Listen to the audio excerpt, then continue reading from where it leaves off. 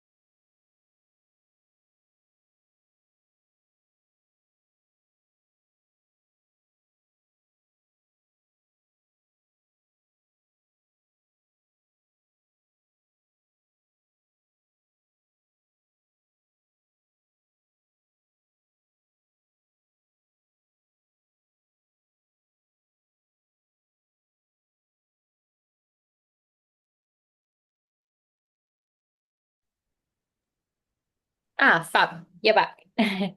Here. I'm gonna Awesome. add the link to the podcast as well in the chat. So it's literally just about sales, but we're gonna have loads of different guests. Obviously we'll keep on doing our sessions with you guys, but it's just a place to go, I guess, to the I'll non-stop. send that into the community as well. So, Queue. That'll be great. So yeah. yeah, pick up from where we left off. I think there were other questions.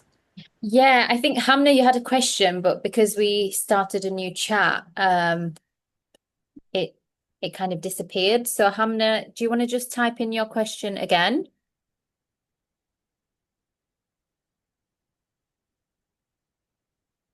I guess whilst we wait for Hamna to type in her question again, or if anybody else has a question, I actually have a question for you. I really liked the way you gave that acronym and, using it in an interview. And I tend to give a lot of interview tips on my social media and stuff as well. And it's interesting that you mentioned the competition point because in the past, especially when I worked in law, I would always ask, like, how many more people are you interviewing? And I don't even know why I asked that question because it's kind of a pointless question. Whatever they said, it didn't really make a difference to the outcome. But I guess one question that I usually recommend people ask, and I want to know what your thoughts on this are, is after the interview actually acknowledging the fact that, you've answered the question, but asking the interviewer whether they have any hesitations about the interviewee that might prevent them from going to the next stage of the interview or even a potential fit for this role. Now, there's a lot of controversy around that. I think it's a good question, but I wondered what your thoughts on that were. No, it's a good question. I think being upfront is really good. As I said, I mentioned transparency on my calls with prospects. It's a good way to keep yourself accountable, but keep your prospect accountable as well. And in this case, your interviewer, they have to be accountable because they also have a role in this. It's not just you who needs to demonstrate value, it's you who needs to choose whether or not you want to go work for them. So it's a two-way street. But that's the question I ask, and the way I position it is, look, as of now, right, we're at the second stage, third stage, whatever it is. But as of now, any anything top of mind that makes you feel you wouldn't move forward with myself as a candidate as of today. And that way they might open up. And what I like to say is just you can be as transparent as possible. I'm really coachable. Coachable is a great word to use when you're interviewing. Say I'm really coachable. I handle feedback well. And whether it's good or bad, it's going to help me. So I would appreciate if you could share that. And people can say, look, it's your experience, which majority of the time that's what they're going to say. It's you don't have enough experience. We're just a little bit worried about this aspect. And you can flip that. Like realistically, I have been in sales, well, a quota carrying role for about a year and 4 months, or a year and a half, let's say, and then a BDR for 1 year and 9 months. But a quota carrying role where I sell and I, process quotes, etc., it's about a year and a half. Now, for a lot of roles, that is not the experience they're looking for. They might be looking for 3 years plus, 4 years plus. But in the end of the day, what is experience? Experience for me, I changed countries. I lived half in Italy, half in the UK. I had to adapt to a complete different way of communicating, not only the language, but even on a personal skill, like there's a cultural difference. I, for example, worked in hospitality whilst I was studying. Not everyone was working full time while studying full time. I was trying to do both. I had to finish shifts in the middle of the night and then the next day try to go to my lectures. Experience can mean so many different things. It's just the skills that you then transfer to that role. You can get them from so many other experiences you might have had. So the way you can overcome that objection is, okay, appreciate that. Maybe specifically experience within the tech industry, but I've done this. This can be applied here. I've done that. So always give a solution. You can say, okay, I'm missing experience here, but my team building abilities I got from doing even a sport. Everyone's done some sort of sport. You can say, I've played with a team and it's a very strategic sport. You need to be able to communicate with your team members. Or when it comes to, I don't know, market, you go to market specifically if you're going for an EMEA role rather than UKI, you can say, look, I might not have ever sold, but I am actually half Italian, half Irish, or whatever it is, whatever country. And you can say, I understand how culture has an impact on how you're selling. So realistically, it's just how you view that. But that's a really good question. And I think yeah, I would include that, to be very honest with you. It just shows maturity and coachability. Thank you, Sarah. That was a really great answer. So Hamna was asking actually about being an introvert and, how you managed to get over that. I know you started to answer that question. I don't know if you want to add a bit more onto that. Yeah, so it's as I said, it came with time. I was really, really, really shy. So I think I met a friend who was the opposite, and I wanted to be more like her. I remember I was in high school and I was like, oh my God, she's really friendly, really popular, really open, like, and I was the opposite. I was just maybe because I changed countries as well, it was really hard. But there was a moment after high school where I sort of said, okay, as I said, I'm just going to try and make friends with everyone. And in this place where I was for uni, it was like a project. And I said, I'm never going to see anyone again anyway. So if they turn around and look at me weird and say, why is she coming to say hello? I'll just walk away. I'll feel really embarrassed, but I'm never going to see them again. And that's the same approach I take on cold calling. Like, you're on a phone, no one knows really who you are. You're not giving a surname, you're just giving a name and a company and a reason why you're calling. And if they hung up, say, oh, this is useless, you're really annoying, whatever it may be, you're never going to speak to that person again. Never. They don't know who you are. They don't know as who you are as a person, what you do, what your dreams are. So I wouldn't, yeah, I wouldn't focus on that too much because realistically, you're never going to see them again. And maybe they had a really bad day. Maybe if you call them in 6 months' times, they'll be super happy. Because a lot can influence how someone answers the phone as well. So yeah, I would just try. and use that AI thing that I said. I'll actually send you guys the link. It's really, really weird, but it actually is really good. I think I'm going to use it in my um sort of to support me with role playing and stuff. So it's free for five minutes, really small pitches, but it's really good. And I think it's free if you even subscribe and you can chat for longer. So That's awesome. Thank you. And that's called Sesame AI, guys. I think Sarah's will send the link later too. So Yusra is asking, can you take us through the most successful cold call you made and why it worked? oof. So I can think of when I was a BDR.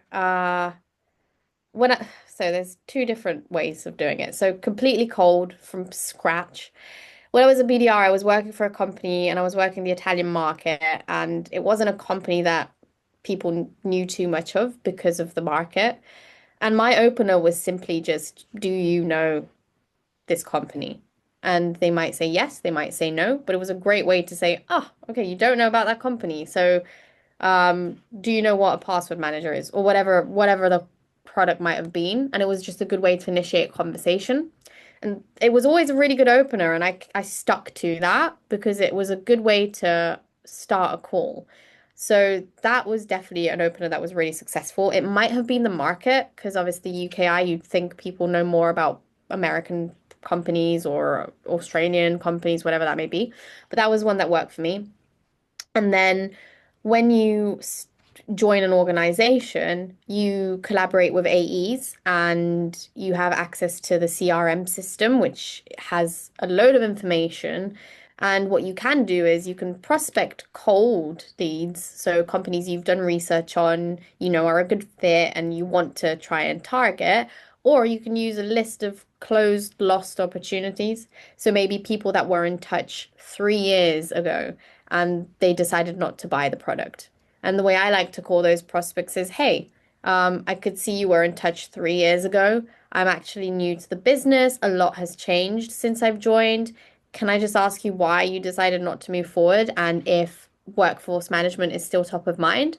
Because I'd love to open up that conversation again. You know, I'm a complete different person, so maybe you initiate that report, and that's worked really well for me as well because a lot of people go, oh, you know what? Yes, it is still top of mind. And 3 years ago, it was for whatever reason we didn't move forward. I even got feedback that it was due to a previous rep that it just didn't work out. And, you know, a lot of time people buy from people. So maybe someone builds a good rapport with someone and someone else doesn't. It's as simple as. So that's also a really good way to prospect. So if you ever join a company, keep that to mind. That's also a really good avenue. Thanks, Sarah. So Tahmid is asking, in your experience, how many calls on average lead to a qualified yes? So many. So there is a company called Outreach, which we use to sort of cold call, whatever calling it may be. You sort of create a sequence and you then call them from there. They actually have a calculator where you input what your target is. You input, I think target. How many people are on the team that are targeting the same region or country, and then it literally shows you, okay, given all the information you've given me, you have to make this amount of calls, you have to send these amount of emails, and you have to I don't know, do this amount of tasks. And it will give you that output of to reach your number. So I can send that link as well. It's a really good link, but I'm telling you, I input my target, I input my information and it says I need to make 100 calls a day. So don't be scared. But realistically, the reason for that is out of those 100 calls, realistically only 10 may answer and only two may book a meeting. Because it's just a thing of you get a load of voicemails. There might be wrong numbers. People might be in meetings, they might not answer. You might try again the next day because once you sort of skip that tasks, it moves forward. So if you would have tried in a couple of hours, maybe they would have answered. So maybe it just wasn't the right time. So don't be scared of that number. It goes quick when you're calling because, as I said, majority of the people, it will just be voicemails. So yeah, I'd say 100 calls, 10 might answer. two meetings on average, maybe in the day, or one even, but it's a success. Even a no is a success. You start seeing that in sales. Even hearing a no, it's you see that as a success because someone answered, which is the main thing. Awesome. And then we have Mohammed, who is asking, one of the hardest parts of a cold call interview I find is handling objections, especially the ones that you wouldn't expect, and they want to see your agility there, essentially. How do you go on to practice becoming better at those? So I guess how to think on your feet. Hmm. Yeah. So definitely use that. This sesame, I'm telling you, I used it and she throws back quite big hard balls. So if you train her and you ask her you give her a prompt of like, I'm calling you, this is what I'm selling. You need to be really hard. Play hardball, you're busy. Give me objections in terms of budget, this and that. She'll then literally have a conversation with you. It's really good. I'm definitely going to use it because it can upskill you. But in terms of objections, you can use AI in this case. So say, for example, you're looking to interview for deputy, okay? You can go on AI, ChatGPT, and say, okay, give me top 5 objections. A highlight as well, give me objections that aren't as usual or might be different or not as expected. Um, be creative. I always use that word because it makes AI not think, but it brings up different things.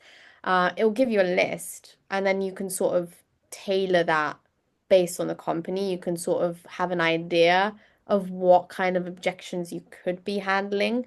I appreciate a lot of salespeople that are interviewing might have objections they might not have thought of that you might not have thought of and they just throw at you. But I think use that tool because it will give you a good understanding of what to expect. Majority of the time, objections are price. It's a big one. Fear of change. So someone might not want to change what they're doing. So also the way you ask open-ended questions is really important. If you're going through that and you've gotten to the stage where they're throwing objections, it means you've done a good job because it means you've gone through the first phase of can I have 15 minutes of your time? Once you start that, ask questions. Even if they ask you an objection, say for example, they say, "Oh, it just sounds really complicated to onboard something right now. It sounds like more work." You ask a question back. You could say, okay, well, have you experienced that before? Have you already onboarded a system, something different, maybe, from what I'm trying to position you, but did you have a bad experience when you were onboarding that? And they'll then say, oh, you know what? Yeah, we actually tried to get an EPOS system, but it was just so much work. There was just continuously something wrong with it. And that's when you can say, oh, well, I appreciate that, but it also sounds like you didn't have that much support. Was the team from, X supporting you when you were trying to make sure it was working? And you might actually discover that it was just a bad experience they had just by asking more questions. So I think the agility is in not just answering to handle the objection, but also to throw a hardball question back because that then derails. You've answered an objection, but you're also throwing a hardball question back that will make them think and will make them think, "Oh, do you know what? I do have a problem. Like I do have something I need to solve. And yeah, it's due to bias and previous experience that I'm now trying to not solve it because I'm scared of change." So yeah, definitely open-ended questions. Don't forget to use them. Don't just try and answer to the objection.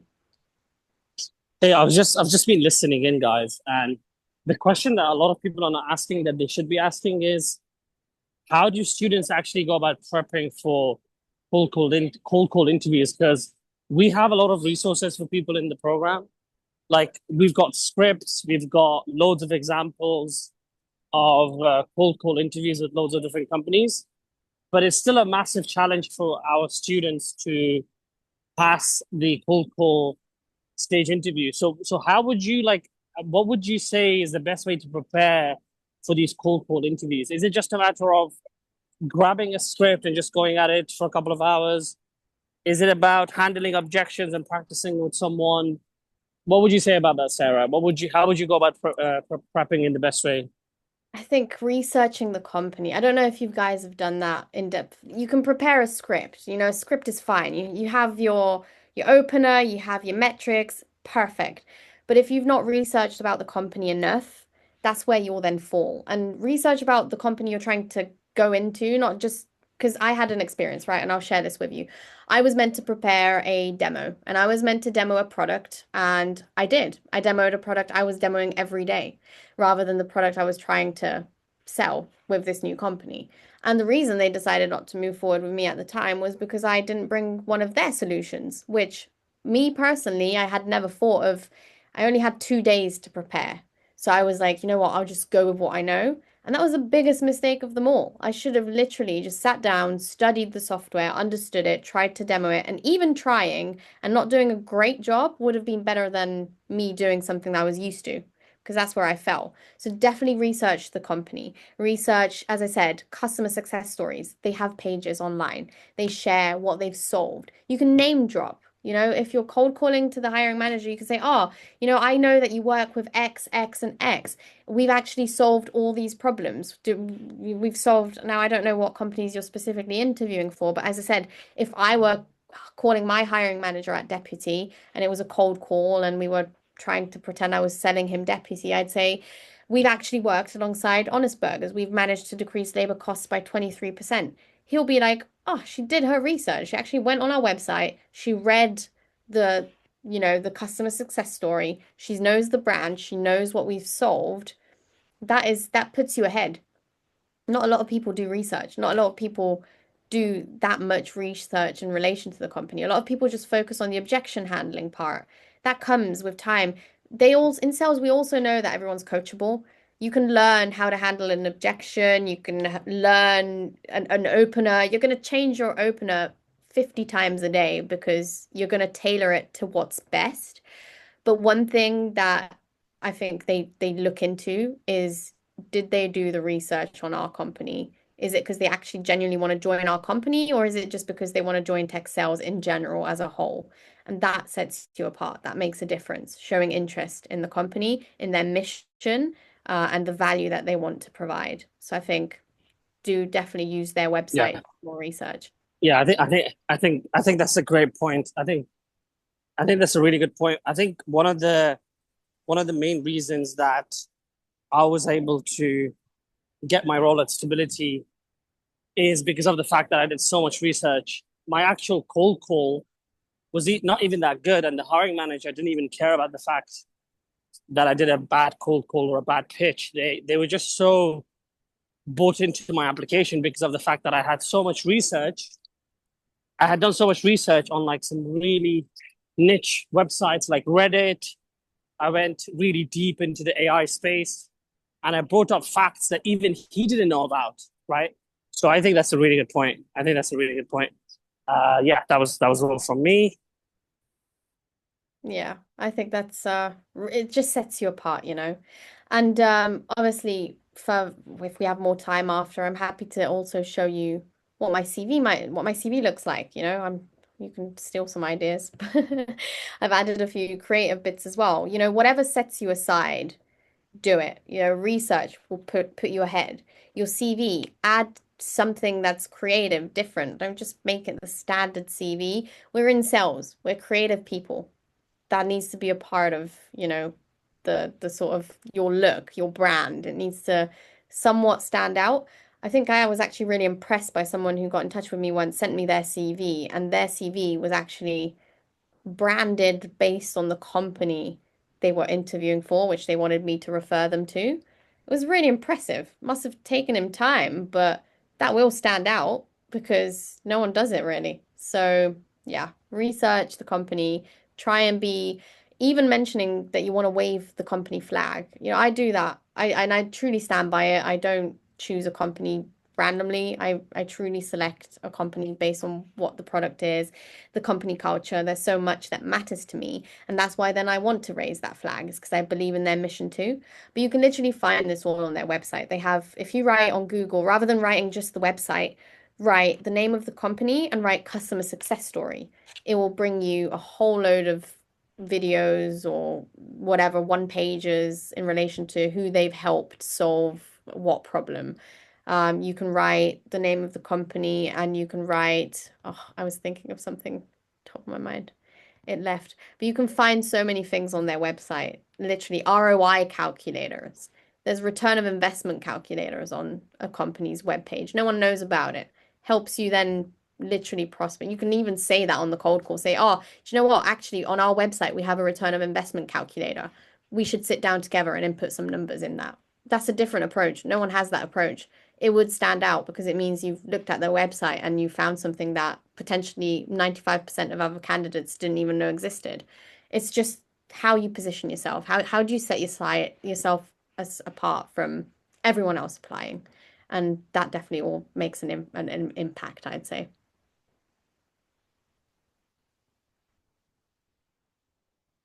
I couldn't agree more. I mean, just on that point about standing out and doing some things that are unique. Like Milan and I, we actually have hired a few people for our team, and the applicants that stood out did something different every time because you have hundreds and hundreds of applications. There'll be somebody who just sends you a video. It's so much more efficient for us. But it's like, well, that person just put in so much more effort. So yeah, take notes, guys. Don't be afraid to stand out. I think that the worst that can happen is that somebody can just say no. Yeah. And then in the end of the day, the right opportunity will come. I've Yeah. had no's too. Trust me. Yeah. I've had no's too. Um, Specifically the one that I mentioned, and that's a good lesson, you know. After that, I have done my research when I'm applying for jobs because it makes a difference. So Yeah, for sure. Any more questions, guys? Seems like there's no more questions. as I said, we can always reconnect. Happy to give CV tips or show you what mine looks like. I've rejuggled that recently. But yeah, guys, use those things that I sent, well, the Sesame app specifically. Give it a go. It's a good way to just test a cold call with a robot, and she can get pretty. She does give a few objections that you might be like, whoa, how do I answer this? But it's a good tool. I didn't, if I had that years ago, maybe I would have been an A way before time. So definitely give that a go. And there's only so many objections that can come up. So yeah. Yeah. As I said, realistically, the objections that come up the most are price, people don't want to spend money, time involved in onboarding a new solution. Um, they're using something else, so competition. Something else you can definitely look into, if you're applying for a role, also look at what competitors they might be going up against. You don't have to learn the ins and outs, but even knowing, you know, who's out there is it means you've done your research. So it just goes back to that. I think we have another question from Tayub. How important is tonality on a cold call? I'd say the way I think is what's important is trying to be as real as possible. Um, so tonality, well, as long as you sound real and not scripted, that's the key. Because if it sounds like you're reading something, that's where you're gonna then sort of fall. And as going back to what Bilal said, like you might have, you might not do a great cold call, but as long as you put in that effort, you did your research, you've gone with a few key facts that set you aside from possibly another prospect. Um, it makes a difference because the hiring manager just wants to see creativity. You might name drop a competitor yourself. You might say, "Oh, do you know, I do you use something within the company? I don't know. Just be creative, do your research, but don't sound scripted because that also makes a difference. I think you want to connect on a personal level as well. You want to create a rapport. Sales is not just about selling, it's about creating trust with the person you're speaking to.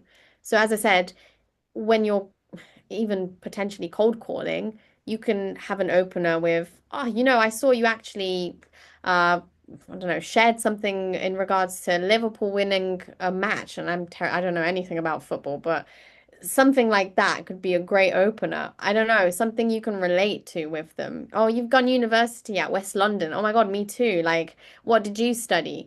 Anything, build that rapport. So tonality counts, and so does the way you want to build that rapport with someone. Is you're not just selling, you're trying to create a professional partnership, I'd say. That's great. There's I was just going to add something to that. There's a lot of nuances when it comes to tonality, and tonality definitely matters on a cold call. Not as an AE, obviously, when you're in the later stages of a sales process, but as an SDR, BDR, whatever, when you're cold calling, it definitely matters because sometimes it's not even about what you say, it's how you say it, right? One of the best guys to learn tonality from is I know he has a bad rep, but it's actually Jordan Belford. So go to Amazon, pick up his book. He's got one of the best sales books of all time. And, fair enough, again, he doesn't have the best reputation, but his book is a fantastic read, right? Because he talks a lot about the nuances of tonality, and it really matters. It really does matter. So you guys can just get his book on Amazon for a couple of pounds, and you'll learn a lot, not just about tonality, but just like basic sales principles as well. It's a really good 101 sales type of book. But yeah, I think I I've was just never gonna read it. say that. I might go look for it. Yeah, it's a really good book. It's fantastic. Yeah, I guess in enterprise sales, there's only so many salesy quote unquote things that you can do to convince someone to buy Yeah. a 6-figure software product, right? Or a 7-figure software product. But at the end of the day, if you're cold calling someone and you just sound a little bit more convincing, a little bit more trustworthy than the 100%. next guy that's cold calling him the day after, you could get that shot at pitching that deal, right? So, um, yeah, so it does matter. It does matter. It is definitely important. It does. Even in an interview, right? Even in an interview, the way that someone comes across, not just physically, but how they sound, is really, really important, 100%. right? 100%. People buy from people, and yeah, it's really important. As you said trust there. Um, the way you speak, the belief you give as well in what you're selling. Some people might talk about something, but you can tell that they're not really believing in what they're saying. So it totally makes a difference, especially when cold calling. As you said, I agree with that because no one's expecting your call. So why should they listen to you? You need to be able to, yeah, with tonality, show them, one, you can trust me. Two, I'm actually genuinely trying to help you. I'm not just trying to shove something down your throat. I'm not just trying to feature sell. I'm trying to create value. So yeah, agreed. There's a rule that Jordan Belfort has. It's the 3-second rule. Sharp as attack. You have to come across as sharp as attack, an expert in your field, and there's another thing I forgot, enthusiastic or something. So you need to come across as sharp as attack. So you're just smart. You just get it. You're just the person that gets everything. You're basically not stupid, right? For a lack of a better way of saying it, you're an expert in your field, right? Which takes time, and then you're just super enthusiastic. You have to meet these 3 little criterias in the first 3 seconds for someone to take you seriously. And obviously, first impressions are everything, right? So if you can tick off those 3 things, people will definitely take you seriously. Yeah, very true.